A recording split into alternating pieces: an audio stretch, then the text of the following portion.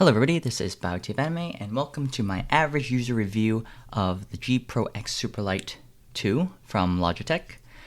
So I've had this mouse for a little over 3 weeks now. It came on September 12th and I'm recording this on October 1st. I like to preface this review that I did some light gaming with it, mainly playing League of Legends and some other single player games. I don't really play FPS titles, especially competitive ones. I have been playing some World War Z with some friends, as well as some Cyberpunk now that the 2.0 update's out. So this is really just, think of this review as from your average gamer / user that's playing PvE stuff and MOBAs. If you want straight performance reviews, there's plenty out there talking about latency and all that jazz. So first, a quick note about the unboxing experience. Looks like they are now using more paper. You can see this one's the plastic one from the original. This is a cardboard kind of thing. So that's good for the environment, I guess. And you can see here's the two boxes. Even the layout of everything is pretty much the same except for the new details on the new mouse. Although it did seem like they lost some sponsors here, some team sponsors. I think that's Astralis maybe, and T1, which T1 makes sense because they're now on to Razer. But other than that, the boxes are very similar as well, so there's that, except it's a little more environmentally friendly. So let's go on to the mouse. I'm mainly going to compare in this review to the original Superlight, not really the Razer DeathAdder V3, even though I've been using it mostly since I've had it, because it's a different shape.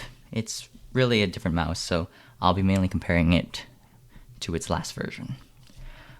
Now, as everyone said, the shape hasn't changed, so if you like the shape of the original one, you'll love the Superlight 2, because it's exactly the same.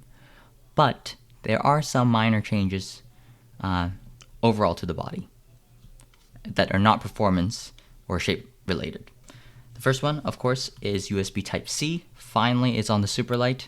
Really, the old one should have already been on USB Type-C, but everyone's changing the C now. Look at the new iPhones, right? So they've done it here finally. Now, it is a little recessed port, but it's not like the ones with the prongs or anything, so any old cable will do.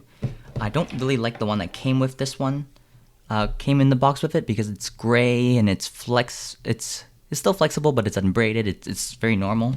The one that came with the Razer one is much better and works just as well. So I can put it in just like that. It color matches. It's a nice, more premium and more flexible feeling anyways. Although again, I haven't been really plugging this one in because it still has power play. And I know there are a lot of people who complain about it Logitech including power play again, because instead of taking it out for more weight reduction or whatever, but I do enjoy charging it through my dock, so I'm glad they have it. And yes, I am a monster for keeping this plate in here. So that's the first major change, USB Type-C. Now there's some other more minor changes that they have done to the body. The other one, of course, you notice it right away, is the mouse feet. They've kindly angled it slightly differently on those edges here, which kind of is crappy because now you need new skates. In terms of these skates though, they feel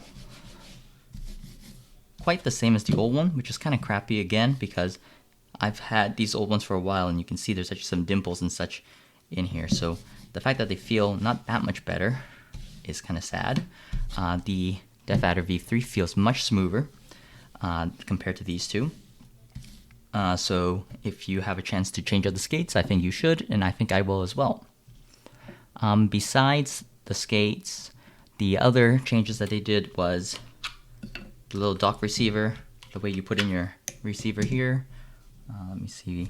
You used to put the receiver straight in here. Now it lays flat here, which I guess helps with making it more accessible. But again, it's a very minor difference and doesn't really matter to performance. And then the final very minor change is that the rim around here on the Superlight 2 is now matte and it matches the bottom of the mouse.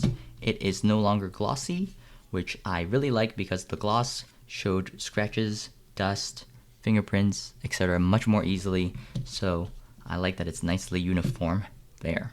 Now, in terms of performance, again, I couldn't really tell the difference between this and any other mice, whether the Razer or even the original Superlight. What I did do was, for the first week, I kept this mouse on the 2K polling and also fully optical switch setting, so the not battery saving mode. It felt very responsive to me, but again, I didn't feel any difference from the other mice I've used. So again, please see someone who is more of a gamer than I am. I did also change this setting because I wanted to see the worst possible scenario for battery life on this mouse. Now I can say that after a week of use, 6 to 7 hours of daily usage, I saw it drop from 65%, from 100% to 65% in 11 days. So actually, it's a little more than a week. I think that the performance that's on the box, it's slated for 95 hours. I think that's for the 1K polling and the hybrid switch mode. That's the battery saver mode. I think if you put it on 2K and the full optical switches, I think you get equivalent battery life to the old version, and Razer 70 hours, 70 hours about. And if you go 1K and 1K hertz and hybrid switches, you will get the full 95 hours. You get a little bit more time on the mouse. So that's the battery life I can see. In terms of weight, there's not really a perceivable difference when you're holding them. So they're both around 60 grams. If you look at this from my scale, sometimes 1 or 2 grams. The Superlight 2 is lighter, which aligns with the marketing material, but again, imperceivable, sometimes even to this scale. So maybe the scale is just too weak. In terms of mouse clicks, I know that there were some worries about the mouse clicks on the Superlight 2 being a little heavier. I don't think they are much heavier. I can still spam them in League of Legends when you have the right click and move all the time.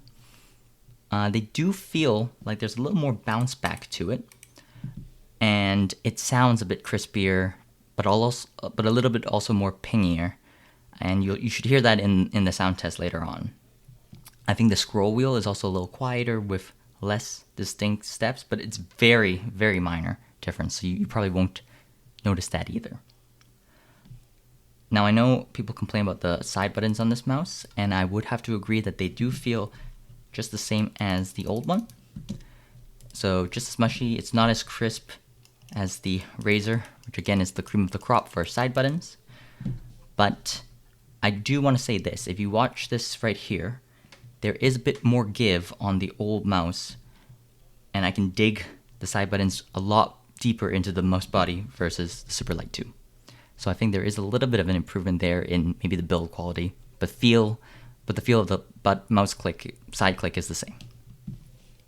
So let's go on to the clicks, and I'll let you have a listen.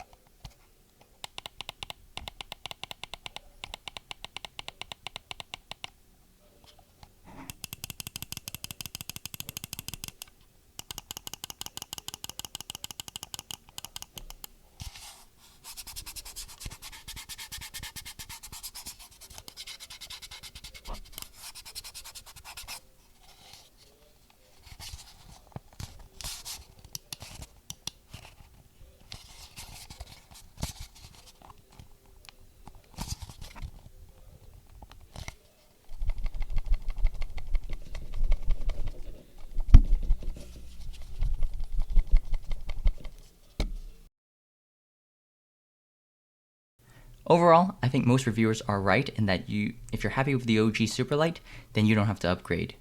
You should really only upgrade if any of the things I've mentioned really appeals to you, or if you like upgrading to the latest version of the thing you already really like how some people upgrade their phones every year.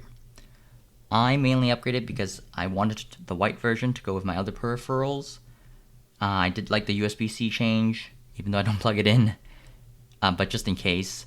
And also because I got it on a sale during launch, thanks to a Uni Days, which is a university college program that you give them your education email and they'll give you a promo code.